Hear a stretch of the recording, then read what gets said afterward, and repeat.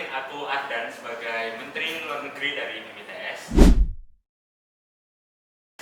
Saya Fikri sebagai Direktur Jenderal Komunikasi Relasi Luar Negeri BMITS.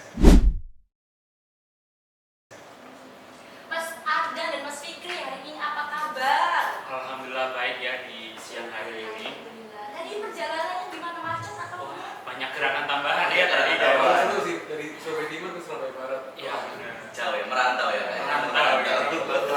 Tapi tadi selama perjalanan aman? Alhamdulillah. Alhamdulillah. Ada sedikit kendala tapi ya, benar. Alhamdulillah. Ya, oke. Dari Mas Ardan dan Mas Fikri ini, kalau Mas Ardan dari angkatan berapa? Kalau aku dari jurusan ya, jurusan Iya. teknik mesin angkatan 2022. Oke, lalu Mas Fikri sendiri? Kalau saya sendiri jurusan Studi Pembangunan angkatan 2022. Oke, angkatan 2020 semua nih Kak. Iya. Saya sendiri yang 2023. Oh iya, 2023 ya. Jangan grogi dong Kak. Grogi gitu. Ya, oke. Jadi di sini Mas Ardan dan Mas Fikri ya, kita akan membahas soal BEM KMITS ya. BMITS. BEM ITS, oke, BEM ITS dan juga dari BEM UNESA ini sendiri. Jadi nanti selama podcast ke depan ya, nanti kita ada informasi-informasi bertukar cerita dari BEM UNESA dan juga BEM ITS langsung dari Kementerian Luar Negerinya ini. Oke, langsung aja nih ke pertanyaan pertama ya Kak Zia ya. Oke, jadi pertama, karena kan kalau ngomongin ITS ini siapa ya nggak kenal ITS ya? Institut terbaik di Indonesia ya. Salah satunya. Salah satunya ya, dan masih banyak soalnya, tapi siapa yang kenal ITS gitu. Dan juga ada ini ya Mas ya, ada apa namanya, plesetannya ya ITS ini. Iya. itu sangar ya. Jadi dari BEM ITS ini adalah juga salah satu BEM yang juga melahirkan inovasi, ide-ide brilian gitu, dan juga gerakan-gerakan dari mahasiswa yang luar biasa tentunya ini.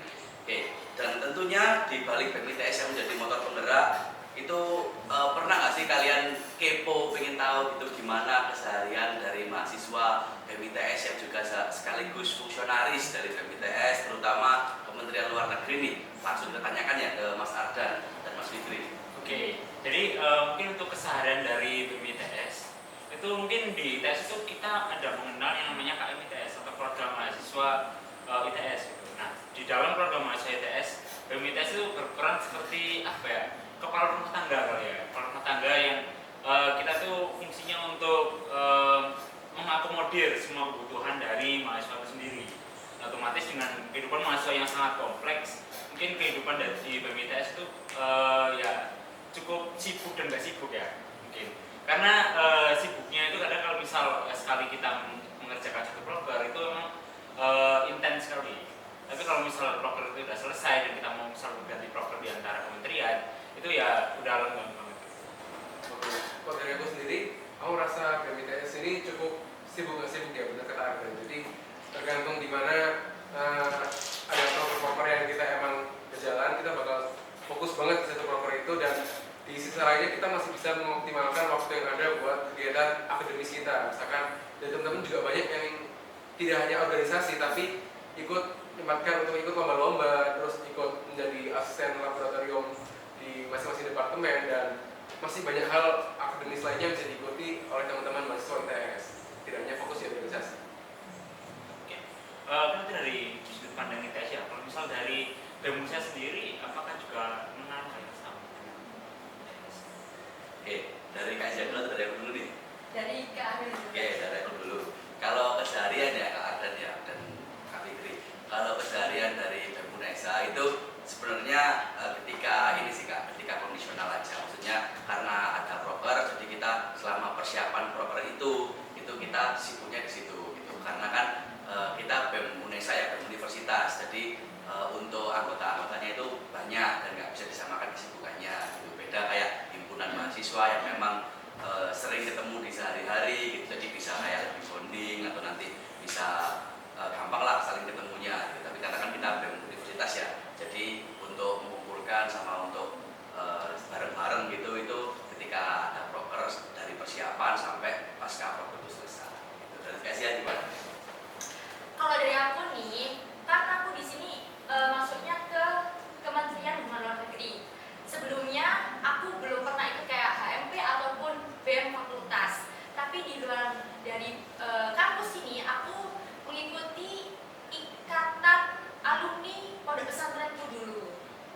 sama ya udah sih itu aja. Nah itu ada perbedaan nggak kira-kira kesibukannya? Kalau kesibukan sih jelas beda. Kalau di sini kan kayak wajib prokerannya itu mengikuti kementeriannya. Sedangkan kalau ikut kementerian lain itu ikutnya kayak oprek. Tapi kalau di ikatan aku, IKA Pemaham itu wajib semuanya ikut. Oke, itu ya perbedaan dari operasional dari BEM Indonesia dan juga BMITS gitu. Oke, lanjut nih ke pertanyaan berikutnya. Kalau tadi kan udah ini ya dari BEM Indonesia dan BMITS sudah menunjukkan atau menceritakan kesehariannya, maka dari itu cobalah kita tanya dari BMITS ini kira-kira di periode ini ada berapa program kerjanya? Apakah sibuk ataukah lenggang-lenggang atau malah mungkin nanti sibuknya di akhir atau gimana? Kita tanya aja ke Mas Ardan langsung. Jadi dari BMITA sendiri itu sebenarnya punya banyak program, cuma ada beberapa program besar yang menjadi hype dari BMITS. Kemarin contohnya ada PKKMB, itu ada GRX atau GX UKM Expo. Lalu di selanjutnya bakal ada ini loh ITS, lalu bakal ada satu proker yang gong kami lah istilahnya, itu ada aksi 10 November. Oke, jadi kita udah tahu lah ya tadi prokernya dari BMITS apa aja yang jadi hype, terus yang jadi puncaknya di aksi 10 November tadi. Mungkin kita tanya ke ini aja, ke ini loh ITS ini lah ya, yang denger-denger ini program dari Kementerian Luar Negerinya BMITS langsung ini. Nah mungkin coba dijelaskan Mas Ardan Mas Fikri ini. Oke, mungkin nanti aku jelasin secara garis besar dan dilanjutkan oleh Fikri ya. Iya. Jadi Nilo ITS itu sebenarnya di awal pembentukan itu memang salah satu proker dari Kementerian Luar Negeri kita. Namun karena seiring berjalannya waktu proker ini semakin besar dan akhirnya dilepaskan ke mahasiswa. Jadi nanti kita bakal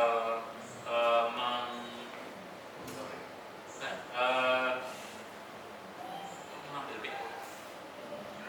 Ambil alih. Bukan, mengangkat PO, memilih PO, memilih project officer untuk penggaraan proker ini, dan fungsi dari Kementerian Luar Negeri sendiri bakal jadi seperti monitoring gitu. Nah mungkin kebetulan buat Ingrid ada di bawah kedirjenan dari Mas Fikri sendiri.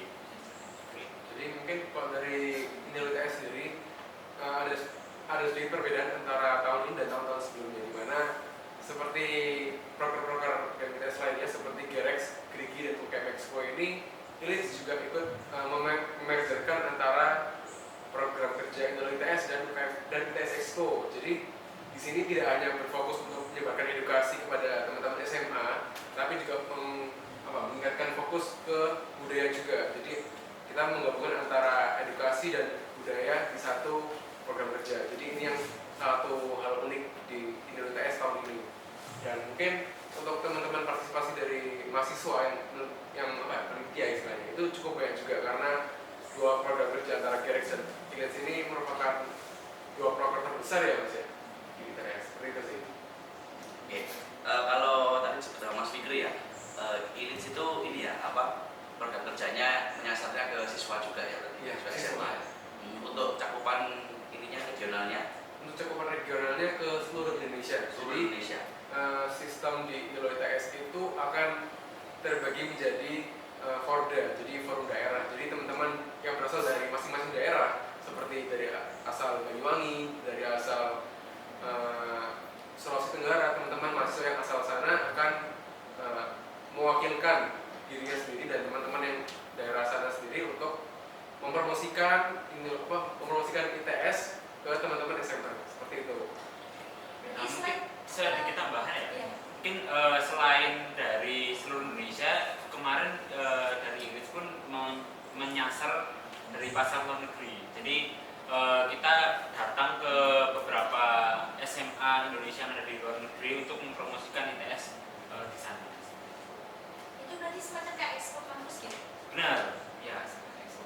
Jadi tidak hanya semacam expo, tapi saat expo itu merupakan kegiatan utamanya, main eventnya di ITS. Tapi juga ada seperti teknograf, jadi seperti workshop.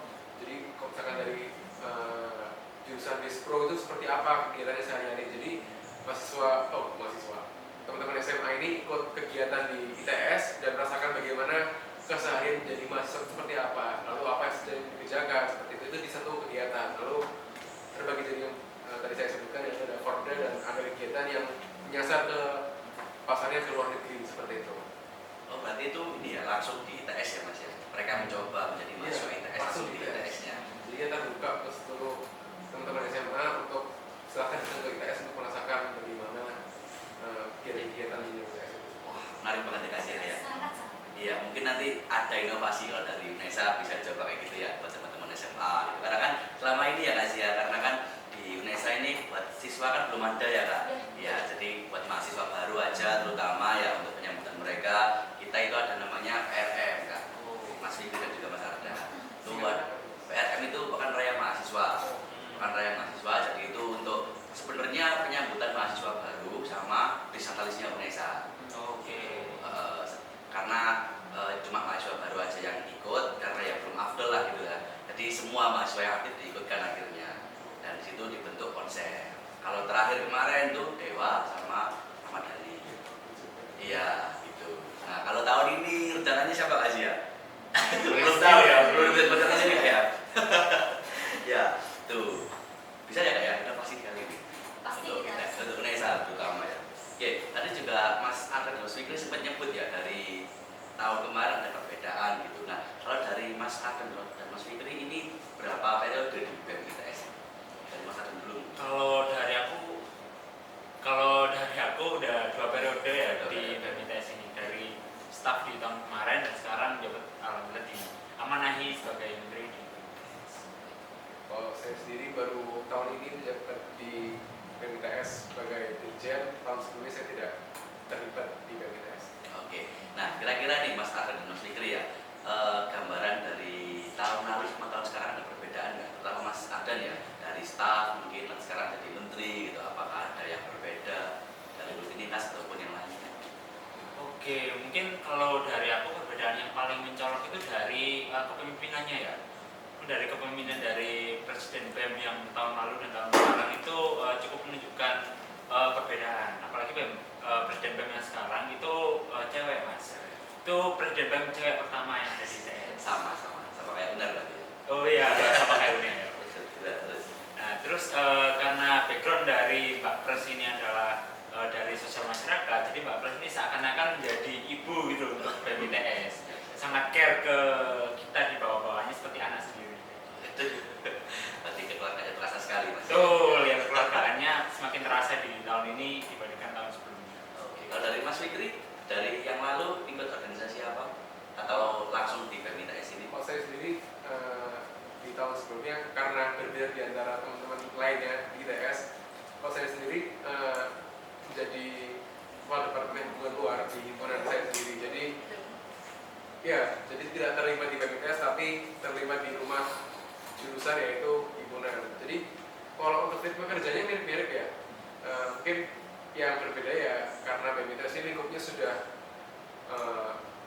top paling atas sendiri dan berbeda antara himpunan kan hanya berfokus ke mahasiswa jurusan seperti itu partisipannya. Kalau BMITS lebih luas dan benar kata Mas Ardan, kalau misalkan yang saya rasakan sebagai dirjen di BMITS ini, apalagi dipimpin sama Mbak Jinan sebagai presbem itu kayak Mbaknya cukup sangat ini ya, kekeluargaan ya, jadi sangat merangkul dan selalu terlibat aktif di dalam setiap proker-proker teman-teman. Jadi tidak meninggalkan teman-teman kalau misalnya ada proker seperti itu. Atau pakai berarti kayak ini ya. Berarti dari kapan periodenya Mas? Awal periode kita apa ya? Maret kayaknya. Maret. Berarti Maret. sekarang September. Iya. Baru berapa bulan gitu ya? Baru kurang dari 5-6 bulanan lah ya. Iya. Itu udah terasa nih keluargaannya dari Mas Ardan dan Mas Fikri. Berarti top ini itu kepemimpinan dari BMITS ini. Ya, terus ke pertanyaan berikutnya ya Mas Ardan dan Mas Fikri ya. Mungkin dari Kak Zia mungkin pertanyaan berikutnya. Betul. Oh,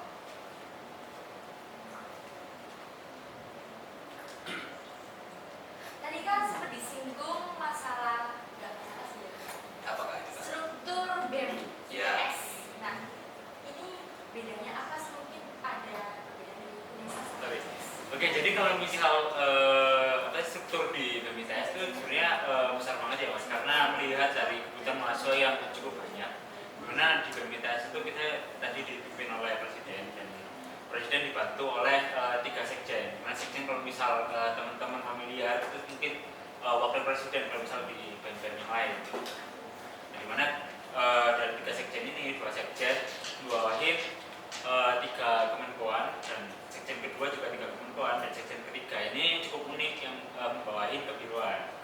Nah, harus setiap kemenkoan itu membawahi 2 sampai 3 dari kementerian. Dan kami Kementerian Luar Negeri itu ada di bawah Kemenkoan Komintel bersama teman-teman media informasi dan komunikasi strategis. Seperti itu. Mungkin kalau di BEM Unesa sendiri untuk strukturnya bagaimana, Mas?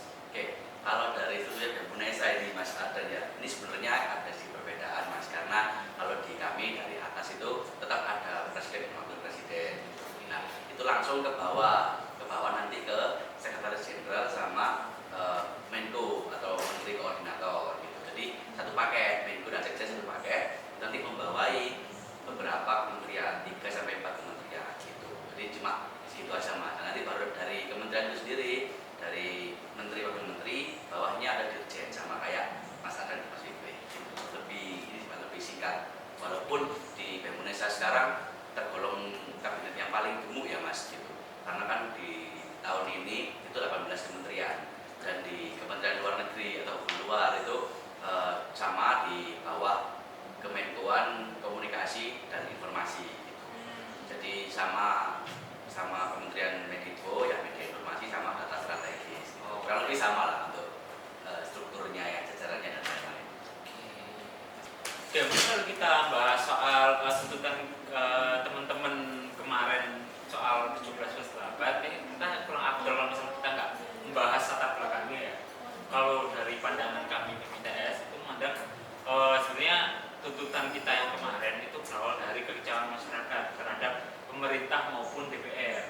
Kayak contohnya beberapa tunjangan DPR yang dikabarkan naik, padahal beberapa belakangan ini Presiden kita Prabowo itu menggembor-gemborkan yang namanya efisiensi. Misalkan masyarakat dituntut untuk berpuasa istilahnya, tapi dari beberapa pemerintahan dari beberapa instansi pemerintahan itu seperti berlomba-lomba untuk meninggikan anggarannya, entah itu dari tunjangannya ataupun yang lain. Itu yang pertama. Dan adapun hal yang lain yang membuat masyarakat semakin geram, itu masyarakat merasa kalau dengan tunjangan yang setinggi itu, bahkan kemarin dikabarkan kalau 1 bulan bisa sampai 100 juta ya, itu dampak yang diberikan oleh DPR itu kurang merasa, dan banyak masyarakat yang merasa tidak didengar oleh DPR tapi mendapatkan tunjangan dan gaji sebesar itu. Kayak kita merasa pajak yang sudah kita bayarkan entah larinya kemana. Selain itu juga ada beberapa hal yang membuat masyarakat semakin marah, kayak beberapa statement dari pemerintah maupun DPR yang cukup menyinggung masyarakat, mulai dari yang masyarakat dikatakan keyword dan sebagainya gitu. Sampai kemarin masyarakat pun saking marahnya masyarakat ingin membubarkan DPR sebenarnya gitu. Dari Mas Fikri gimana nih? Karena tadi Mas Ardan udah menarik banget nih, udah menjelaskan dari bawah sampai ke atasnya gitu. Oke, baik. Mungkin dari saya sendiri lebih ke mau notice tadi ya, dari isu kenaikan tunjangan DPR dan kenaikan gaji. Tunjangan DPR sama apa? pajak yang naik. Beban DPR. Ya baik. Jadi kalau misalkan aku notisnya lebih ke ini ya, ke isu tunjangan gaji DPR yang naik sama pajak, diikuti pajak yang naik juga. Jadi kalau misalkan kita melihat bahwasannya DPR ini juga memberikan peran penting, ya, masing-masing anggota DPR juga mempunyai tanggung jawab yang besar dalam menjaga dan mengesahkan kebijakan negara, serta namun di sisi lain itu juga kita perlu melihat bahwasannya bagaimana sih masyarakat ini menerima dampak dari adanya kebijakan pemerintah. Apabila pajak yang diberikan kepada kita ini cukup memberikan feedback yang baik, memberikan efek yang cukup memuaskan untuk masyarakat, lantas ya kita pasti aman-aman aja dengan gaji tunjangan DPR yang sesuai dengan kerjanya itu sendiri. Tapi kan kondisi di lapangan berbeda. Jadi yang tadi disebutkan sama Mas Afdan bahwasannya pemerintah ini disebut tone deaf, jadi tidak mendengar adanya keluh kesah dari masyarakat yang sekiranya teriak-teriak untuk memenuhi kebutuhan pokoknya aja belum cukup. Di sini ada pemerintah yang memberikan tunjangan untuk rumah aja 3 juta ya, 3 juta per hari. Itu UMR aja segitu ya. Jadi agak sedikit kontroversial dengan adanya kebijakan yang disahkan dengan adanya realita yang kita hadapi seperti itu sih Mas. Mungkin kalau dari Indonesia menanggapi realita yang ada seperti ini seperti apa Mas? Oke, dari Asia dulu atau dari aku dulu nih? Dari Kak. Dari aku dulu, oke. Nanti Asia bisa tambahin aja ya. Oke. Kalau dari sudut pandang aku nih kayak mewakili mungkin teman-teman yang lain juga, karena kan banyak ya simpang siur ataupun banyak aspirasi-aspirasi yang masuk ke telinga juga di beberapa forum konsolidasi itu sering diucapkan, di media sosial juga sering didengungkan dan yang lain. Itu kayak kan dari DPR sendiri kan dengan perwakilan rakyat ya, itu tidak menjalankan tupoksinya dengan baik. Sebenarnya kayak Mas Ada dan Mas Fikri tadi, kayak dengan realita yang di lapangan dan feedback yang diberikan dari DPR itu nggak ada dan nggak terasa ke masyarakat. Masih banyak yang belum terjangkau oleh DPR dan bahkan untuk kita berdiskusi dengan mereka aja itu kan masih minim untuk aksesnya dan masih minim untuk forumnya gitu. Mereka terkesan kayak datang ketika cuma pemilu aja gitu ya. Terus nanti ketika kita udah nggak pemilu, udah waktunya mereka menjalankan tugasnya, itu sepertinya mereka lupa dengan kita yang memilih gitu. Padahal kan dulu waktu ketika di pemilu itu ya mereka effort lah untuk datang ke kita dan lain-lain gitu.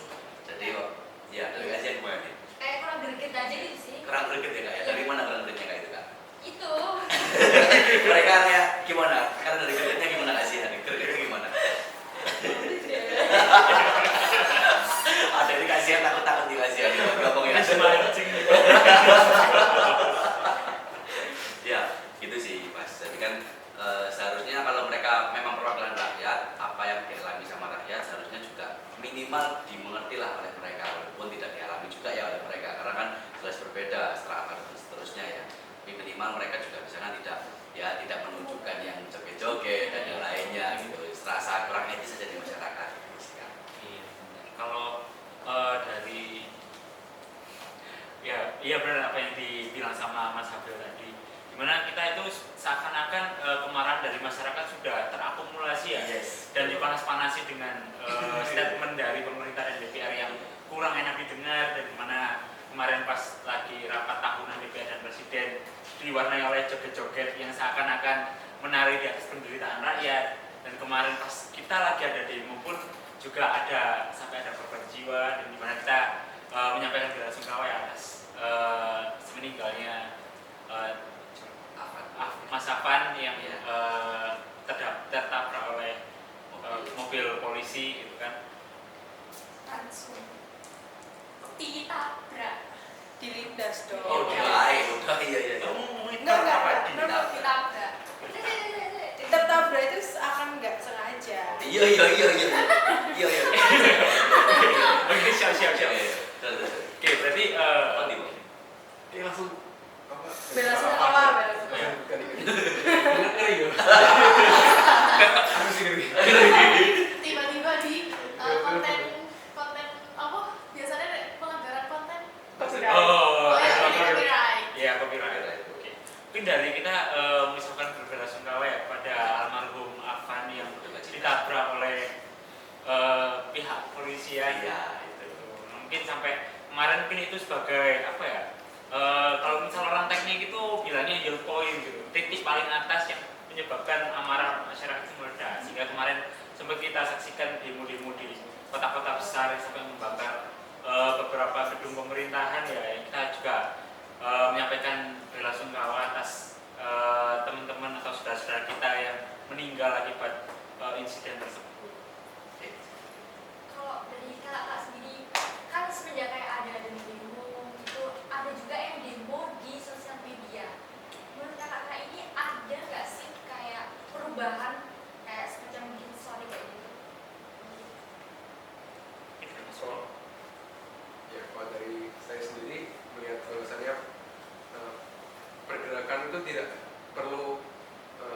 mungkin demo memberikan efek yang besar juga kepada pemerintah, tapi dari pergerakan sekecil repost di story itu memberikan dampak yang besar juga kepada teman-teman khususnya di kalangan media sosial dan pemerintah juga. Jadi apapun gerakan sekecil itu tidak perlu tidak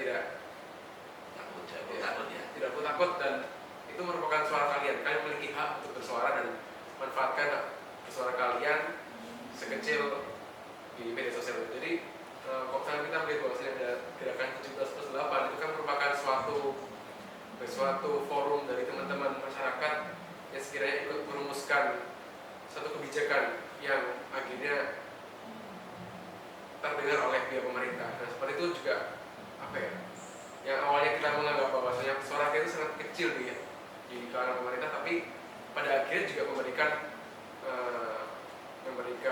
peran yang banyak ketika kita semua bergabung menjadi satu dan memberikan suara kita kepada masyarakat, kepada pemerintah. Setuju banget sama Mas Fikri ya. Kasih ya. Ini mau nambah sedikit dari Mas Fikri. Sebenarnya kalau kan demo di media sosial kan menyesuaikan dengan teknologi yang ada ya kayak karena kita demo yang dari zaman dulu yang turun ke jalan kan itu udah ada dari sejak zaman reformasi gitu ya. Karena kan sekarang udah memanfaatkan teknologi, jadi ya kita juga menyuarakan barangkali nanti yang tidak bisa turun ke jalan karena ada halangan satu dan lain hal yang lainnya bisa menyuarakan lewat media sosial. Juga sama menunjukkan tentang kita satu suara animo masyarakat yang memang mendesak untuk pemerintahnya supaya segera bergerak atau segera memenuhi 17+8 dan lain-lain. Itu ya Mas Fikri ya. Bahkan saya pun merasa kalau misal suara kita dari sosial media itu sangat penting kalau gitu. Soalnya kemarin sempat pas lagi ada rame-ramenya kan sempat juga tersebar bahwa ada surat edaran yang memaksa pihak-pihak televisi untuk tidak menyiarkan yang didemo kan. Misalkan kalau misal kita rame di sosial media itu kita bisa memberikan informasi yang sebenarnya terjadi di lapangan itu kayak gimana sih, apa benar apa yang diberitakan di TV itu benar apa enggaknya. Bagi sekarang kan kita Gen Z ya, kita jarang banget yang namanya nonton TV, tapi kita lebih sering scroll TikTok, Instagram gitu. Jadi informasi yang kita dapatkan itu lebih banyak terdapatkan dari handphone atau smartphone dan dari sosial media daripada yang kita dapatkan di TV. Bahkan kemarin saking berdampaknya kita di sosial media sampai live kita pun diblokir bukan juga. Iya. Ini menarik banget nih Kak kalau ngobrol masalah ini, tapi sepertinya ini waktu telah memisahkan kita ya kayak ini Kak ya. Jadi terima kasih dari Mas Ardan dan juga Mas Fikri selaku dari Kementerian Luar Negeri, Badan Eksekutif Mahasiswa ITS untuk menyempatkan waktunya telah hadir, juga telah memberikan pandangan, memberikan cerita dan juga memberikan insight kepada BEM Unesa maupun kepada teman-teman dari viewer dan juga kami dari BEM Unesa. Mohon maaf apabila ada kesalahan. Saya Habil Dan saya Julia. pamit undur diri. Assalamualaikum warahmatullahi wabarakatuh. See you. See you.